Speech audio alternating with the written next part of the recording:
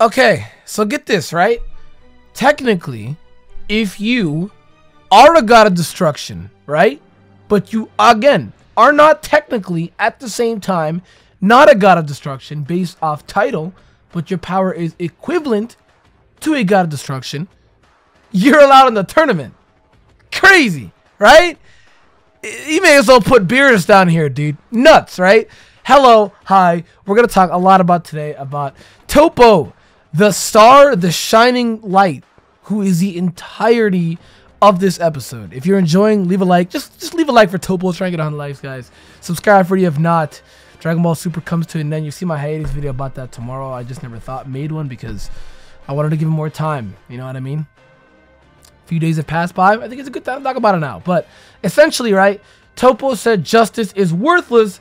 Who cares about that right now? Justice, evil, none of that matters. So as long as I survive, we survive, my universe survives. And you can tell that Toppo has a lot of pride when it comes to his universe. A lot of people always tend to forget this. So let me go ahead and remind you, they're not bad guys. Universe 11 are actually good guys. They're not bad guys. They are justice heroes, warriors that go out there, risk their lives to save everyone in their universe. They are merely on the same level as like Goku and his friends. They just defend everything in the universe. That's it. And now they see the threat, which is Goku.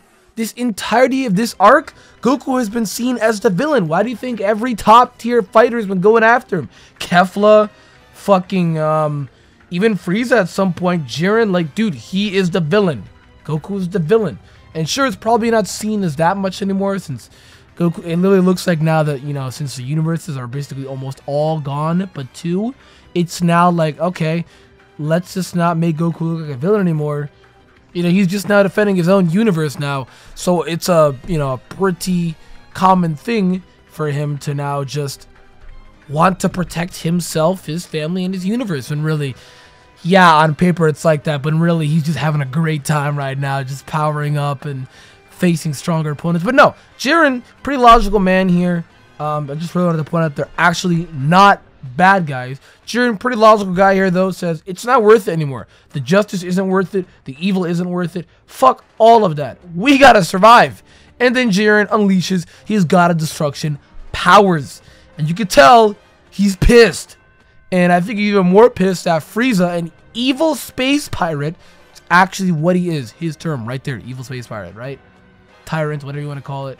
He is just completely evil and demonic. So of course, when Frieza sees two people going at it, Frieza's going to intervene, being a smartass. And I think it makes sense. Like, Frieza's got brains, and people really overestimate that all the time. I mean, we even remember today in this episode that Frieza broke through a Hakai.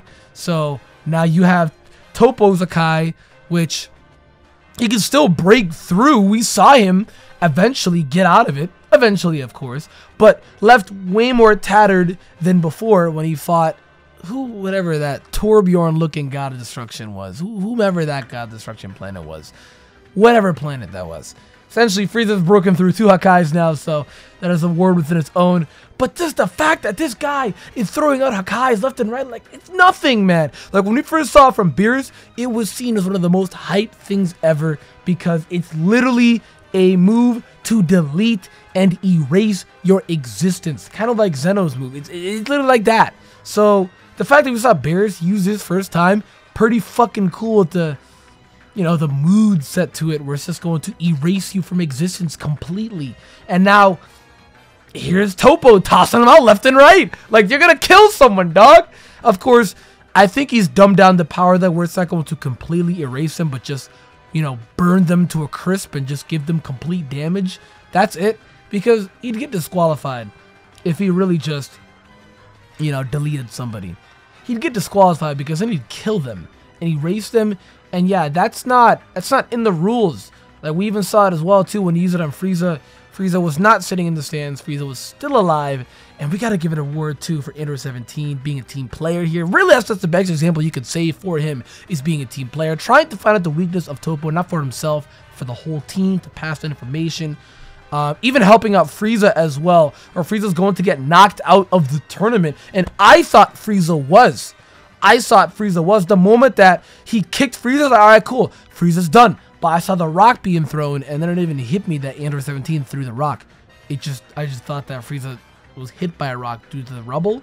No, it was 17. He hit the rock the same time Frieza flew, meaning that they intersected each other, meaning that Frieza was able to land safely and still be within the tournament. Now, this plays a role, right? That Frieza is still around. This actually plays a role. What's going to happen? Will Frieza get his vengeance off on Toppo, or will Frieza just assist in Jiren and Toppo will be knocked out before?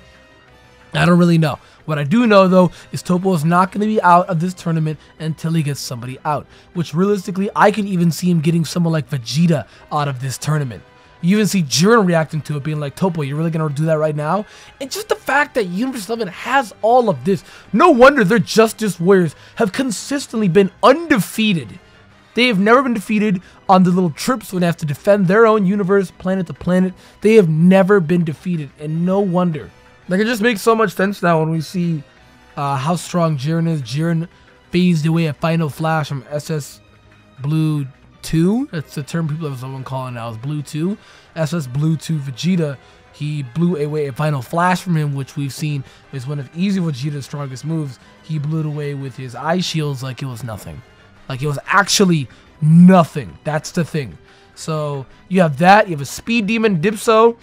And then, of course, you have Toppo, like, who's a god of destruction. Universe 11 has threats, dude. Imagine if they also had Kefla. There was some leak before this arc started where there's a reason why Kefla goes over towards Universe 11. I guess someone said because Caulifla and Kale figured out how to use their Super Saiyans. They wanted more power. They joined up Universe 11. And I guess people thought that because they, like, when you saw Kefla's fusion clothing, it looked like it was like the Trooper's clothing, and I guess that's why people thought that, when that isn't the case, like, at all, but that's just what people thought, you know what I mean? So here we now have a God of Destruction and a E.T. broken, busted, can transcend through time and phase everything away with the sheer power of his eyes into one universe left. I mean, when you have two people left of your universe, they really just have the best two people left of their universe. And I think it makes me happy too, like off topic. I never expected Toppo to actually be this strong. We saw Toppo whooping SS Blue Kaioken Goku at his maximum when they did that little, you know, preliminary tournament arc. We saw that and we're like, all right, cool. So Toppo is definitely stronger than Maximum Goku right now. What the fuck is Toppo gonna do that's gonna really showcase all of us how strong just he really is? You know what I mean? And I guess now we can see that now where Toppo is a god of destruction, and this is what he's going to showcase. This is the power that he held back. This is why he wasn't afraid of Goku. We now know why. We literally now know why. Like, he's a god of destruction, dude. Which is crazy. So that means that he's a candidate for it. I mean that he's potentially stronger than their current god of destruction. So then it's just like, what are you guys doing? You know what I mean? The clown god of destruction, what are you doing, man? Insane, right? And it was even to the point where everybody in the stands could have died. Everybody. But they didn't, of course. It looked like it just kind of flew away. I don't know, like, it wasn't really explained. Beerus just said, everybody calm down, we're fine. And it doesn't really, like, explain, I guess. And I guess to him it kind of does. Maybe my memory is off, but they said something about it only destroys, like, evil intent. And Frieza is evil intent. So it's like, I don't know, man. Maybe my memory is jogged up. I maybe have to go back to when they actually explained the Hakai. I think it's some Beerus used it on Zamasu. They explained it a little bit. I don't really remember. I don't think intent had anything to do with it. They're just gods and they can destroy anything. I don't remember. It's like really, really hazy towards me because it makes sense if it was intent, since everybody in the stand isn't evil. It doesn't have evil intent. So it's like, that's why the ball moved up. But the man destroyed the sky. Can we talk about that? He destroyed the sky. His Hakai destroyed the sky. Holy shit, dude. And not to mention, also destroyed the stadium. So the stadium is now rubble, floating and flying with bits and pieces out there, meaning they have no proper footing. And 17 is trying to find the weakness of Toppo, and just the fact that he's constantly looking for the weakness of Toppo means that Toppo has a weakness, and we already figured that out too. His recharge time, where it takes him some time in order to drop an Akai like that. It takes some time. That's why he doesn't just consistently throw them out left and right. So there's weakness number one. A couple more weaknesses that are probably going to be figured out throughout the next couple episodes and weeks.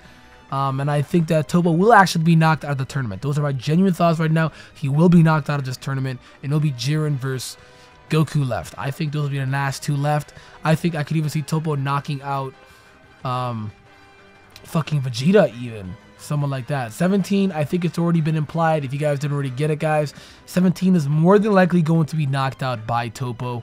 But I think 17 is probably going to be figuring out a weakness of Toppo before he gets knocked out, to pass down the information either from the stands or before he gets knocked out, or to just tell them. You know what I mean? He'll figure out a weakness, or that weakness may even be so obvious that they'll just realize it. You know? With Frieza, we don't really know what he's going to do. I think Frieza's betrayal actually might happen. I mean, who's to say that it may not be Frieza versus Jiren for the final fight? I don't know. The fact that Frieza is still alive and within the tournament says so much and opens to so much possibility, because what is he going to do? What are his thoughts? What are his plans? He's worn out. Can he keep going? Will he keep going? Will he betray everybody? What the fuck's going to happen? Because if Frieza wins and he gets Super Dragon Balls, he's just going to resurrect himself. Or he may even give himself immortality and God Key power. And because anything goes, by the way, in Super Dragon Ball. Anything goes. So he may do something like that because he really wants to whoop Zeno's ass, and he doesn't want anyone being stronger than him. And, you know, you even saw Frieza confidently still taking on Toppo, though Toppo is so much stronger than him.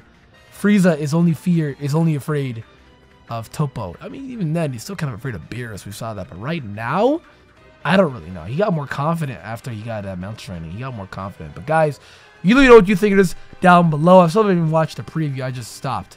I'm going to probably watch the preview after this. But you let me know your thoughts down in the comments down below. Leave a like, subscribe, and I will see you all next time.